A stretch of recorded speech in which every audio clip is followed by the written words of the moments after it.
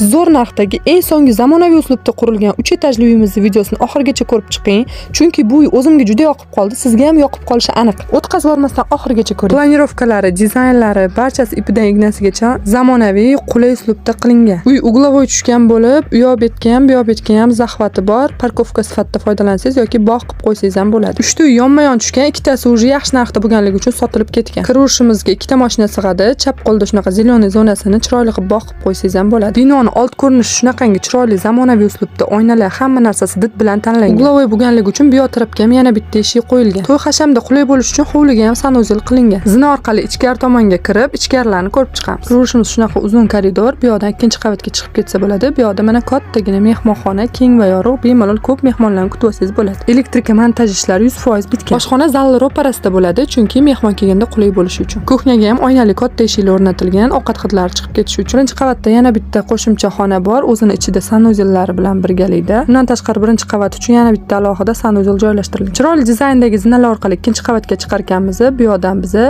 mana zalga kirsak, ikkinchi zal sifatida foydalansak bo'ladi. Bu yoq tarafda esa kattagina родительский spalni, ichida o'zini ham sanuzel, ham garderobniy xonalari bilan birgalikda. Bu 100% teplый pol qilingan, qishda issiqqina, yozda muzdekkina shaboda esib turadi. Mana balkonlari ham bor. Bu uy menga eng yoqqan tarafi bu mansarda 3-qavati bo'ladi. Shunaqangi chiroyliki. 3-qavatda esa o'g'il va qiz farzandlar uchun alohida detskiy xonalari qilingan. Derazalari ham xavfsiz, chiroyli, noodatiy, xuddi ertaklardagidek. Tom qismiga dam olish zonasi qilish hozir modaga kirgan, даже domlarda ham, bu uyimizda ham shunaqa tomida dam olish zonasi mavjud. Yozda kechki salqinda oilaviy shashlik, mangallar pishirib, dam olib o'tirsangiz bo'ladi. Podvallar bilan qo'shib hisoblaganda 4 urinli ushbu xonadonimizni har bitta etaji 100 kvadratni tashkil etadi. Uylarni remont qilib qimmatrog'iga sotadigan biznesmen bo'lsangiz, bu uy sizga juda ham zo'r variant. Shoshiling, tezda uy egalari bilan bog'laning. Narx-navosini uy tepasida 5 tashlab baraka qilsangiz, yana ham kelishtirib chiroyli narxga berishadi.